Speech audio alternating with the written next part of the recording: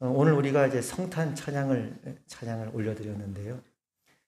이제 예전에서부터도 그 바쁜 일상을 살다가 성탄 찬양을 이제 드리고 하면은 들으면 참 그 마음이 좀 포근해지고 또 위로가 되는 그런 걸 많이 느꼈습니다.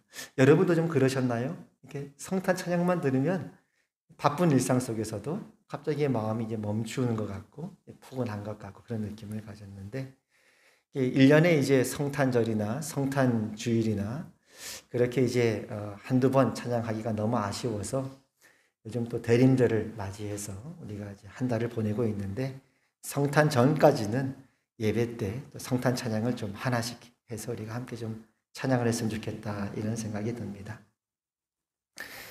지난주는 이제 예수님의 탄생을 기다렸던 시므온의 이야기를 우리가 살펴봤죠. 예수님의 탄생을 기다리면서 성령님의 그 지시대로 약속대로 아기 예수를 만나게 돼서 감격 가운데 하나님을 찬송하는 장면을 보게 됐는데요. 그런 장면을 통해서 예수님을 기다렸던 그 기다림이 무엇을 기다림인가 해서 우리가 세 가지로 살펴봤습니다. 성경 말씀에 보니까 예수님을 기다렸다라고 할 수도 있는데 이스라엘의 위로를 기다렸다. 하나님의 위로죠. 성탄을 기다리는 우리의 마음. 그리고 예수님을 보았다. 그래야 되는데 하나님의 구원을 보았다. 이렇게 고백을 합니다. 하나님의 구원이 임한 것이죠. 그리고 이방을 비추는 빛을 보았다. 우리 이웃을 비추는 빛을 보았다. 그래서 우리 성탄을 맞이하고 오늘 우리가 하나님께 예배드리는 것은 이 자리에 하나님의 위로가 임했기 때문이고 이 자리에 하나님의 구원이 임했기 때문이고 이 자리에 우리 이웃을 비추는 빛이 임했기 때문에 오늘 이 성탄을 맞이해서 우리가 하나님을 예배하는 것 아니겠습니까? 지난주 설교인데 다 잊어버리셨죠? 그래 좀 여러분 좀 잊어버려 주셔야 제가 또 설교를 할 때 또 이렇게 또 새롭고 하니까 그래요. 그래서 오늘 계속적으로 이어서 오늘 우리가 성탄을 이제 맞이하면서 하나님께서 우리 가운데 오셨다는 것, 하나님께서 당신의 아들을 우리 가운데 보내셨다는 것, 예수님이 우리 가운데 오셨다는 것이 구체적으로 우리 인생에 어떤 의미가 있는가, 어떤 연관이 있는가를 좀 살펴보도록 하겠습니다. 먼저는 하나님의 아들이 이 땅에 오셨다는 것은 우리가 성탄을 맞이한다는 것은 하나님께서 우리와 함께 하신다는 뜻이 있습니다. 오늘 말씀 23절에 보니까 예수님의 탄생을 예언하시면서 이렇게 구약 성경에 기록되어 있죠. 보라, 처녀가 잉태하여 아들을 낳을 것이요 그의 이름은 임마누엘이라 하리라 하셨으니 이를 번역한즉 하나님이 우리와 함께 계시다 함이라. 그러니까 임하면 임은 이제 무엇과 함께, 마누는 우리, 그래서 엘은 하나님이죠. 그래서 임마누엘 그러면 우리와 함께 하시는 하나님이죠. 그래서 우리가 매년 성탄절을 맞이하게 되면 오늘뿐만 아니라 매년 성탄절 그러면 늘 우리가 첫 번째 기억할 것은 하나님께서 지금도 우리와 함께 하신다.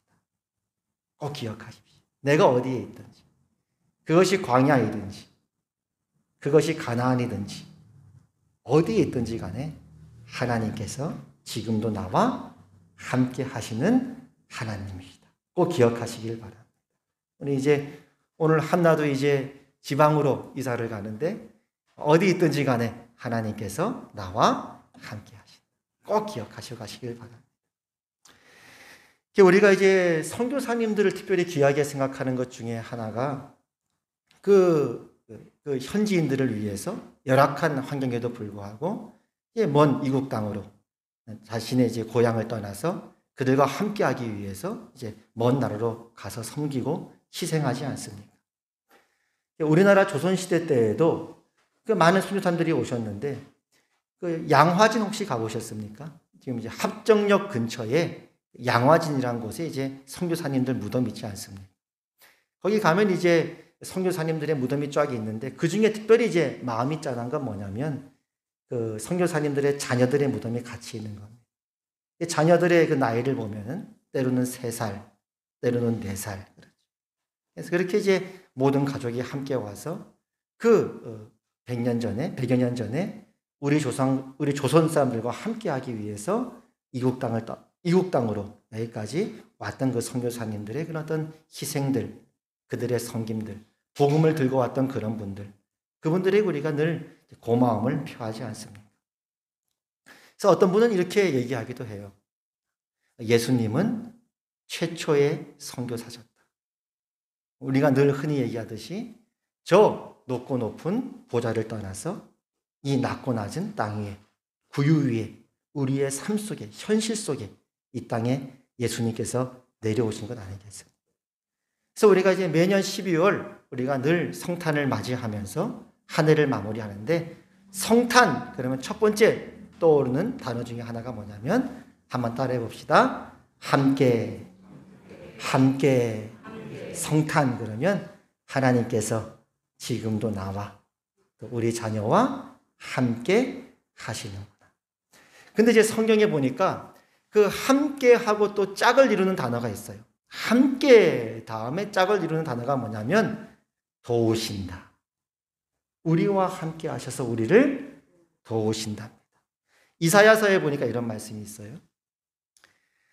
두려워하지 말라. 내가 너와 함께함이라.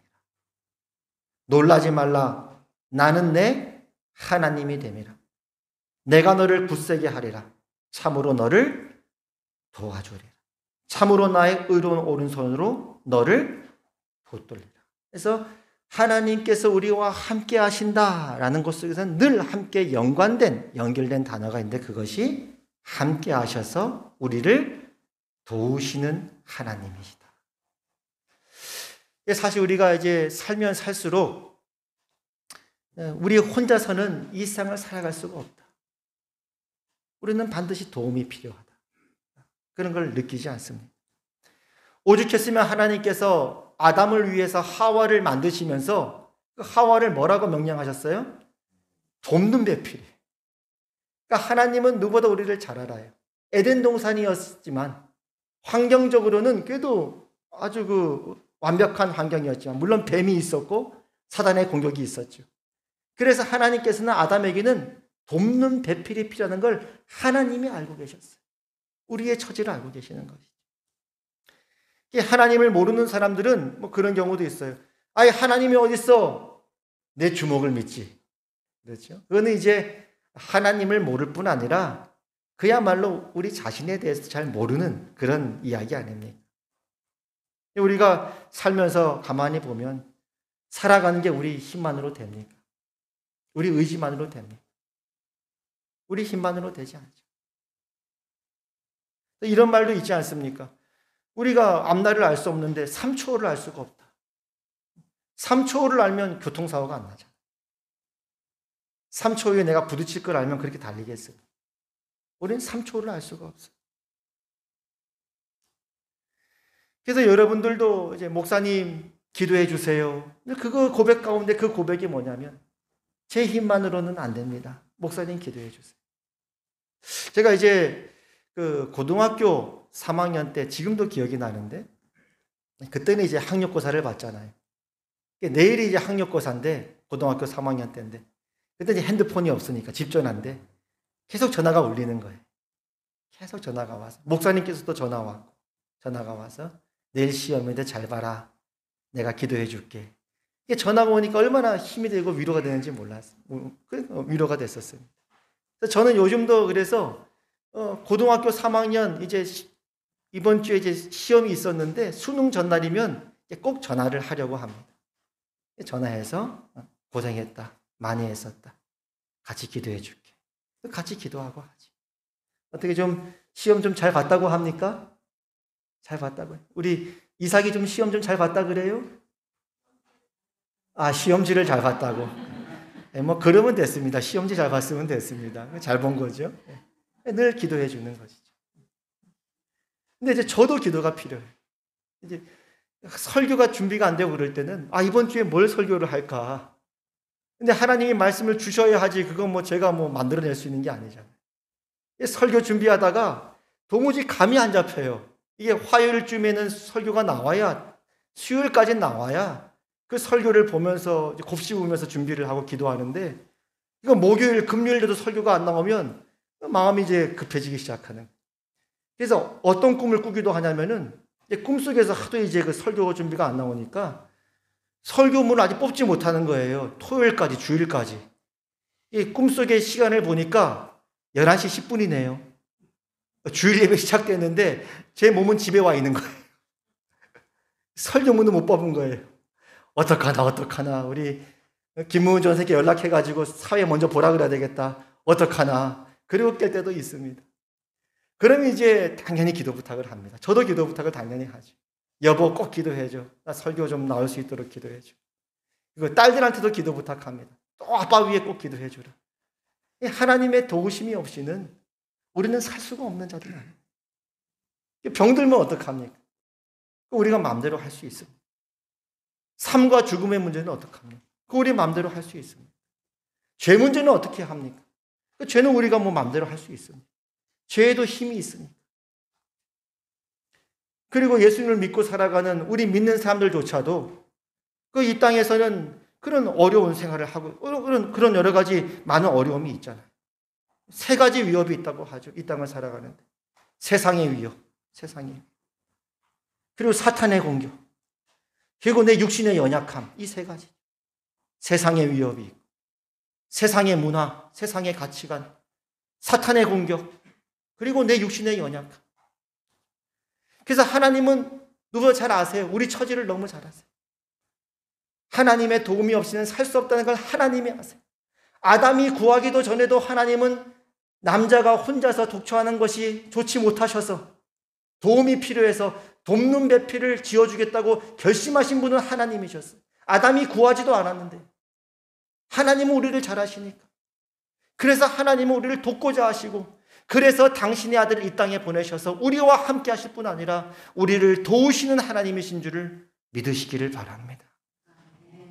여러분, 어떤 도움이 필요합니까? 어떤 도움을 구하러 하나님께 나오셨습니까?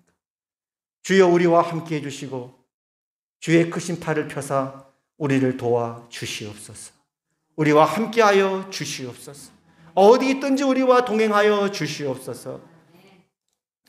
그 요한복음 14장에 보면요, 예수님께서 이제 십자가를 지시기 전에 제자들에게 이제 돕는 자를 보내주시도록 하나님께 간구하겠다고 이렇게 말씀하시는 장면이 나와요. 보혜사라는 말씀을 하시는데, 보혜사라는 말 뜻이 자체가 돕는 자라고 하는 그런 뜻이 있거든요. 이렇게 말씀하셨어요. 예수님께서 제자들에게, 내가 아버지께 구하겠으니 그가 또 다른 보혜사를 너에게 주사 영원토록 너희와 함께 있게 하리니. 그러니까 여기도 마찬가지죠. 함께라는 단어와 늘 함께 짝을 이루는 게 뭐냐면 돕는 자입니다. 예수님께서 하나님 아버지께 너희를 위해서 돕는 자를 보내달라고 기도하겠다는 거예요. 근데 그 돕는 하나님께서, 성령 하나님께서 너희와 함께 하신다는 거예요. 그는 진리의 영이라 그는 너희와 함께 거하시며 또 너희 속에 계시겠습니다. 놀랍지 않습니까? 하나님이 우리와 함께 하시는 정도가 아니라 우리 혼자서는 살 수가 없으니까 우리 안에 아예 계시겠대요. 옆에 함께 있는 정도가 아니라 우리 속에 계시겠대요. 떠날 수가 없는 거죠. 성령 하나님께서. 그럼 이렇게 볼 수가 있어요. 근데 여기 오늘 말씀해 보니까 예수님께서 뭐라고 말씀하시냐면, 내가 아버지께 구하겠으니 그가, 하나님께서 또 다른 보혜사를 너에게 줄 수 있도록 기도하겠다고 말씀하시거든요. 그냥 보혜사라고 안 하고 또 다른 보혜사라고 해요. 그러면 성령님 위에 또 다른 보혜사가 있다는 말 아닙니까? 그분은 누구시죠? 예수님 당신입니다. 그럼 우리는 이걸 알 수 있어요. 하나님은 우리를 너무 잘 아세요. 우리 혼자 힘만으로는 살 수 없다는 걸 너무 잘 아세요. 우리의 결심과 진심만으로도 할 수 없다는 걸 알고 있어요. 우리의 연약함을 알고 있어요.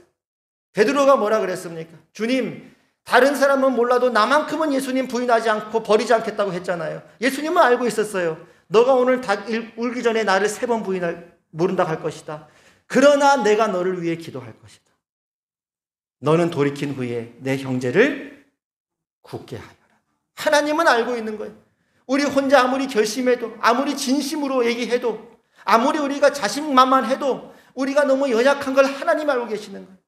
그래서 하나님께서는 당신의 아들을 우리에게 보내셔서 우리와 함께 하시고 우리를 도우시는 첫 번째 보혜사를 보내주셨습니다. 근데 그 예수님께서 승천하시기 전에 우리를 위해서 또 다른 보혜사를 보내주시도록 하나님께 간구하심으로써 그 보혜사이신 성령께서 아예 우리와 함께 계실 뿐만 아니라 우리 속에 있게 하실 거라고 예수님이 말씀하셨다는 사실입니다. 이와 같이 하나님께서는 누구보다도 우리의 처지를 아시기에 이 성탄을 기다리고 맞이한다고 하는 이 의미는 하나님은 우리와 함께 하시고자 하는 하나님이시요, 함께 하사 우리를 돕고자 하시는 하나님이심을 여러분 확신하시기를 바랍니다. 마지막으로 또 짝을 이루는 마지막 세 번째 단어가 있는데요. 첫 번째는 뭐였죠? 함께. 두 번째는 뭐였습니까? 도우신다. 마지막 세 번째는 합력하여 선을 이룬다는 말입니다. 하나님께서는 우리와 함께 하시고 우리를 도우심으로 마침내 모든 것이 합력하여 선을 이루게 하시는 하나님이십니다. 로마서 8장에 보면요, 우리 신자들이 살아가는 그 현실에 대해서 잘 기록되어 있는데요, 8장의 첫 시작은 확신으로 시작합니다. 우리도 그렇지 않습니까? 확신으로 시작하잖아요. 예수님 믿고 나면 예수님이 나의 인생의 구원자시고 내 인생의 주가 되셨고 하나님의 자녀가 되었다는 확신이 있지 않습니까? 그렇게 시작을 해요. 그러므로 이제 그리스도 예수 안에 있는 자에게는 결코 정죄함이 없나니 이는 그리스도 예수 안에 있는 생명의 성령의 법이 죄와 사망의 법에서 너를 해방하였습니다. 그리스도 예수 안에 있는 자에게는 결코 정죄함이 없다. 우리는 절대로 심판받지 않는다. 그리스도 예수 안에서 우리는 자유해졌고 하나님의 자녀가 되었다. 이 말씀하는 거 아닙니까? 그리고 미래의 확신이 있어요. 앞으로 소망의 확신이 있습니다.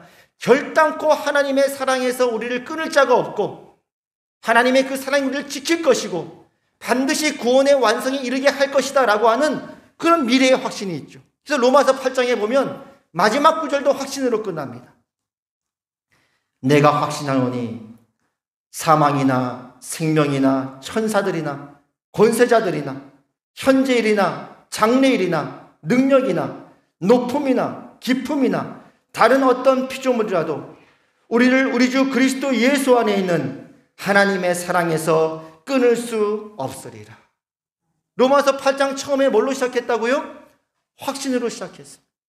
마지막 구절이 뭘로 끝났다고요? 확신으로 끝났습니다.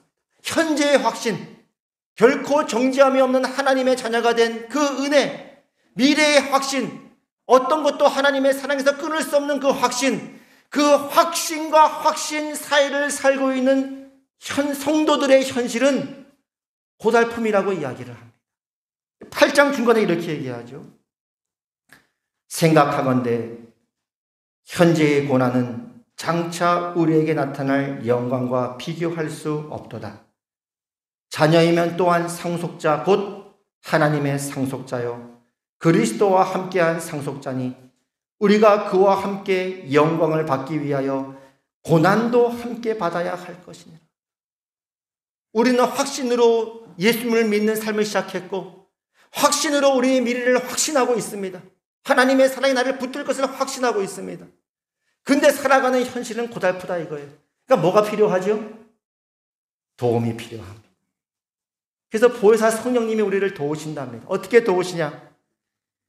이와 같이 성령도 우리의 연약함을 도우시나니 우리는 마땅히 기도할 바를 알지 못하나 오직 성령이 말할 수 없는 탄식으로 우리를 위하여 친히 간구하시느니라.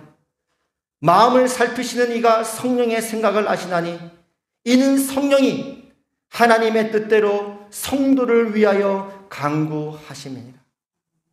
아까 예수님 말씀하셨잖아요. 너가 오늘 닭 울기 전에 3번 나를 부인할 거야.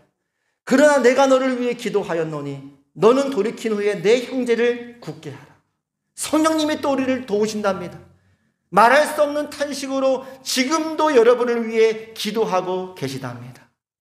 그래서 어떻게 됐죠? 우리를 도우시기에. 그 다음 이제 로마서 8장 28절입니다. 우리가 알거니와 하나님을 사랑하는 자, 곧 그의 뜻대로 부르심을 입은 자들에게는 모든 것이 합력하여 선을 이루는 확신이죠. 어떤 선이죠? 하나님이 미리 아신 자들을 또한 그 아들의 형상을 본받게 하기 위하여 미리 정하셨으니 또 미리 정하신 그들을 또한 부르시고 부르신 그들을 또한 의롭다 하시고 의롭다 하신 그들을 또한 영화롭게 하셨느니라. 구원의 완성입니다. 그래서 오늘 하나님은 우리에게 이렇게 말씀하시네. 걱정하지 말아라. 염려하지 말아라. 내가 지금 너를 빚고 있는 중이란다. 나는 결코 너를 버리지 않고 떠나지 않는다. 지금 당장 살아가는 삶에 어려움이 있다 할지라도 그것 또한 구원의 완성을 위한 과정이란다. 우리가 이제 올 한 해를 돌아보니까 좋을 때도 있었고 어려울 때도 있었죠. 근데 분명한 사실은 올 한 해도 1년만큼 또 우리가 주 안에서 자라왔다는 사실. 1년 동안도 하나님께서 우리를 빚고 계셨다는 사실입니다. 그래서 오늘 우리가 이 말씀을 다시 정리합니다. 예수님이 오셨다는 건 무슨 의미가 있을까요?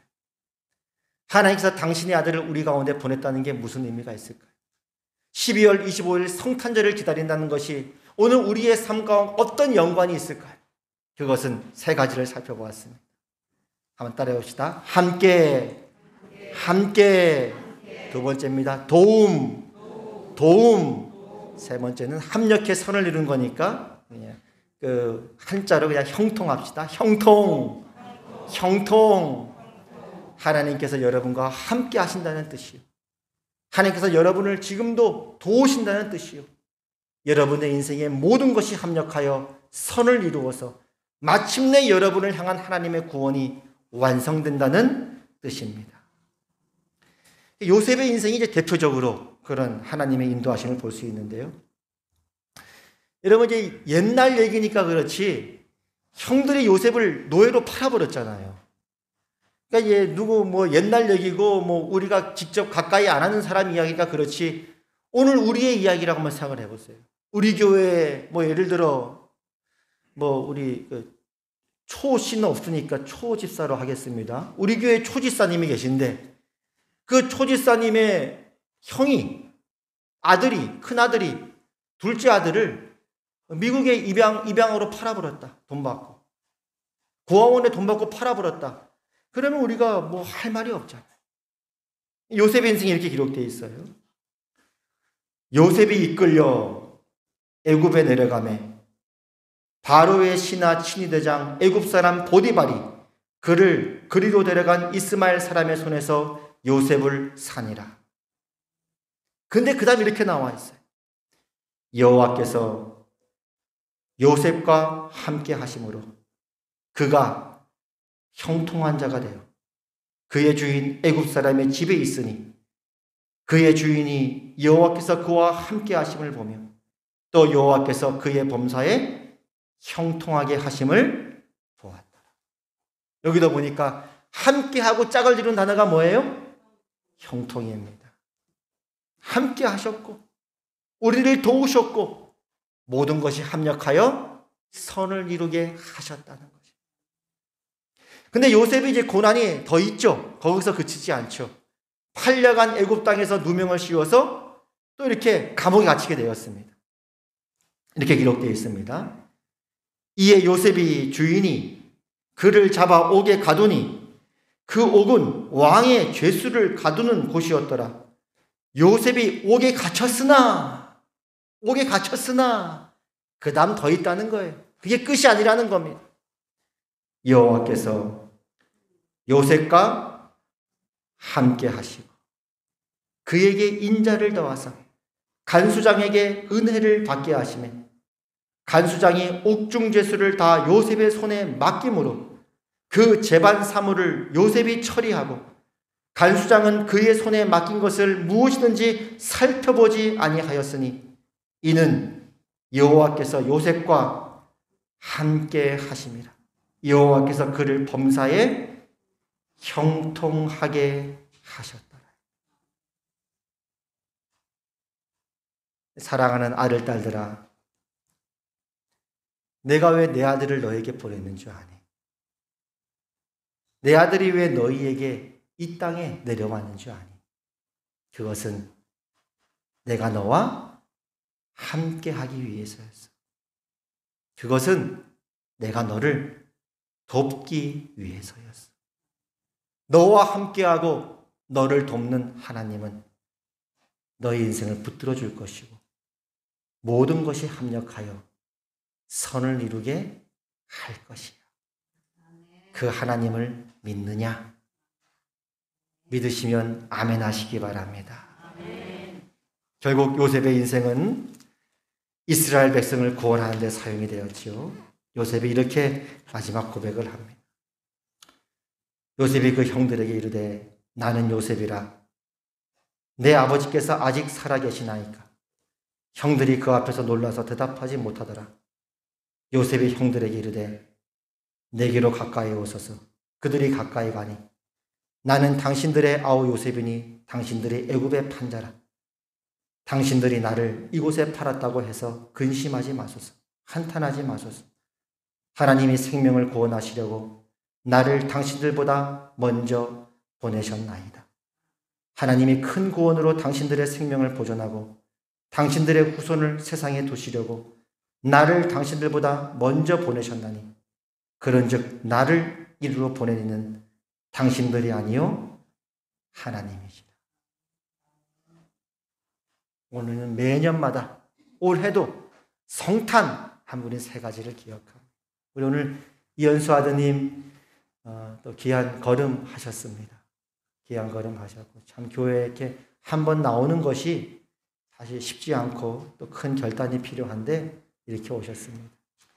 오늘 이현수 아드님 오셨는데 우리 성도님 오셨는데 하나님께서 성탄에 이 성탄절에 하나님의 아들을 보내셨던 것 이 세 가지 의미를 오늘 말씀드렸습니다. 하나님께서 이 땅에 오신 이유는 하나님께서 우리와 함께 하시기 위해 하나님께서 우리와 함께 하사 우리를 돕기 위함. 결국 우리의 삶은 모든 것이 합력하여 선을 이루게 되어질 것입니다. 그 하나님께 감사함으로 그 주님을 영접하시고 성탄을 맞이하시기를 바랍니다. 그 성탄이 가까웠고 그 예수님이 이미 우리 가운데 지금 이 자리에 오셨습니다. 기도하겠습니다. 아멘. 주 예수여 오시옵소서. 우리와 함께하기 원하시는 하나님, 우리를 돕기를 원하시는 하나님, 그리고 마침내 우리 인생을 형통하게 하시는 하나님, 그 하나님을 영접합니다. 환영합니다. 오늘 이 자리에 오시옵소서. 우리와 우리 자녀와 이 교회와 함께하여 주시옵소서. 예수님 이름으로 기도합니다. 아멘. 우리 찬송가 384장 찬송 드립니다.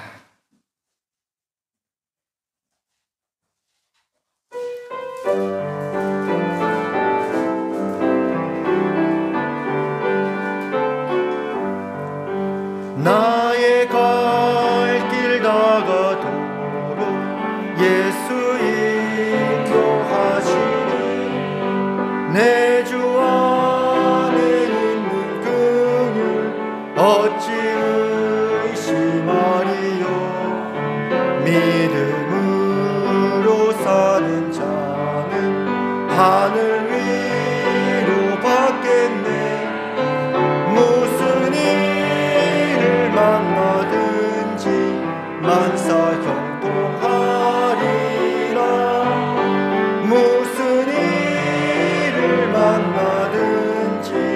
만사형 3절 찬송 드립니다.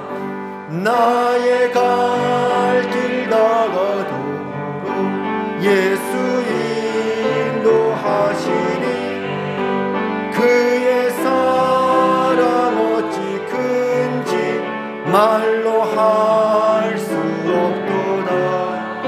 성령 감화 받은 영혼 하늘 날아갈 때에 영영 부를 나의 찬송 예수 인도하셨네.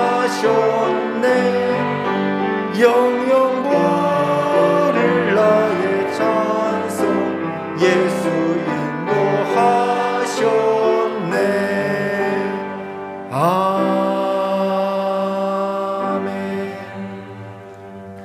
아픈데 손 얹으시고 치우기도 하겠습니다. 나사렛 예수 그리스도 이름으로 하나님의 나라가 이곳에 임하였음을 선포합니다. 이 시간 예수 그리스도 이름으로 명령하노니 우리 성도들의 몸에 있는 모든 질병들 예수 그리스도 이름으로 명령하노니 너희는 떠나갈지어다. 이제는 우리 주 예수 그리스도의 은혜와 하나님 아버지의 그 크신 사랑과 성령 하나님의 감화, 감동, 교통, 위로 역사하심이 주님 성탄을 기다립니다. 우리와 함께 하신 하나님, 우리를 도우시는 하나님, 모든 것이 합력하여 선을 이루시는 하나님, 주 예수여 오시옵소서. 오늘 그 믿음으로 주님을 영접하며 복된 한 해를 보내며 내년을 맞이하는 우리 하평교회 모든 권속들 위에와 하나님의 백성들 위해 이제부터 영원까지 항상 함께 하시기를 주님의 이름으로 축원하옵나이다. 아멘.